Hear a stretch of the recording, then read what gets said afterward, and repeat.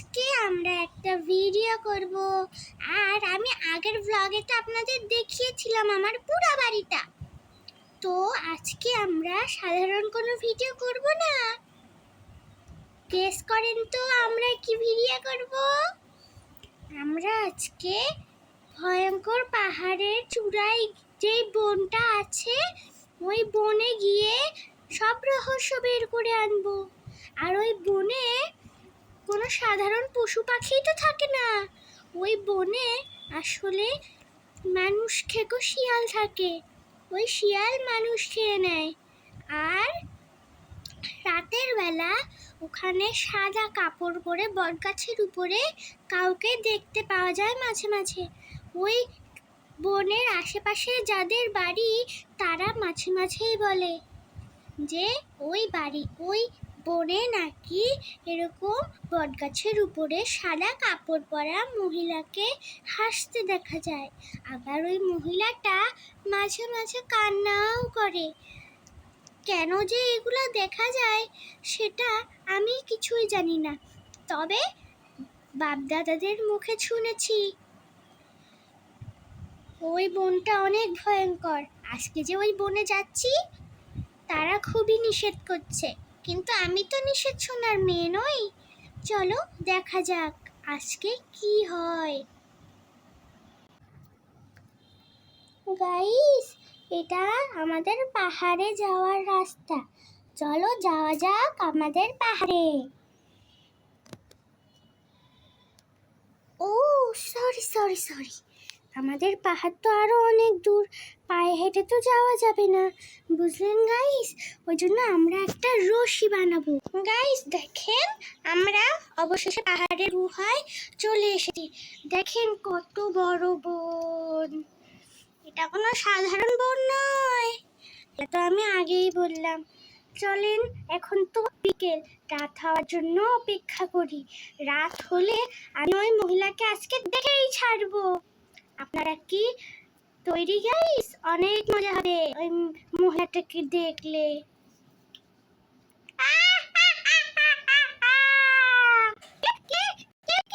কে এরকম হাসি করলো? আমি তো অনেক ভয় পেয়েছি গাইস, আপনারাও তো শুনে হাসিটা কি ভয়ঙ্কর ছিল বাবা রে। ওরে বাবা, বিকেল না হতে এত ভয়ঙ্কর জিনিস ঘটছে। পুরোপুরি রাত হলে যে কি হবে বাপরে, আজকে কি বাড়ি ফিরতে পারবো সেটাও তো জানি না। অবশেষে দেখলেন তো রাত হয়ে আসলো। চলেন এখন দেখা যাক কোন মহিলারে এত সাহস আমাকে ভয় দেখায়। চলেন দেখা যাক।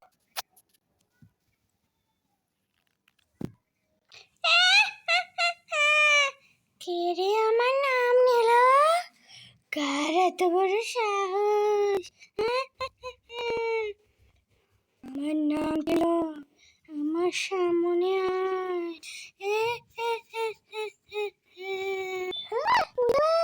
এই তো দেখছি আসল ভূত গো। আমি বুঝেছি এখানে আর এক মুহূর্তও থাকা চলবে না। আমি তাড়াহুড়ো করে বাড়ি ফিরি। ওই তো বাড়ি যাচ্ছে, তাড়াতাড়ি যাবা। না, আগে ফোনে সার্চ দিই, তাহলে সব কাহিনীটা বুঝতে পারবো। ও, সবই তো বুঝলাম। মহিলাটা মারা গিয়ে এখনো জায়গায় আছে, কিন্তু ও সবাইকে ভয় দেখায় কেন সেটাই তো বুঝতে পারছি না।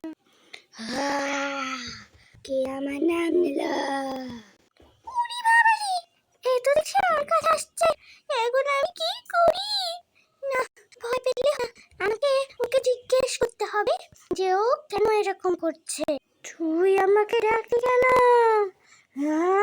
আমাকে ডাকলি কেন? না গো, আমি তো তোমাকে ডাকিনি, কিন্তু তুমি কিভাবে এরকম হয়ে গেলে? তুমি সবার পিছু লাগছো কেন? সে অনেক কাহিনী। আমাকে তুই আগে আমার একটা কাজ করে দে, তারপর আমি সবার জীবন থেকে চলে যাব। ওটা তুই করে দে। তুই ওই বনে যাবি, যে একটা গর্ত খুঁড়ে আমার লাশ বের করে নিয়ে এসে মাটিতে পুঁতে দিবি। হ্যাঁ, এটুকুই যথেষ্ট। ও, শুধু এটুকু? এটা তো আমি অনেক সহজেই করে নেব।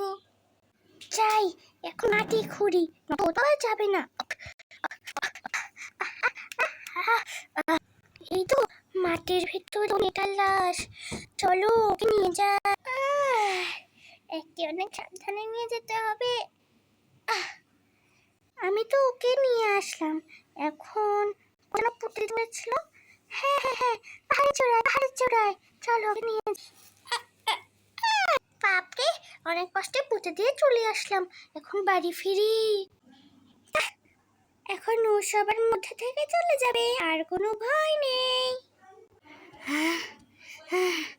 ধন্যবাদ ধন্যবাদ ধন্যবাদ। আচ্ছা আচ্ছা, এগুলো দরকার নেই, টাটা। তো গাইস, আজকে তো আপনারা দেখলেন আমি কিভাবে ওই আত্মাটাকে পৃথিবী থেকে নিয়ে বাইরে নিয়ে গেলাম। তো আজকের ব্লগ যদি আপনাদের ভালো লেগে থাকে তাহলে লাইক এবং সাবস্ক্রাইব করে দিবেন। লাইক সাবস্ক্রাইব না করলে আমি দেখে নিব।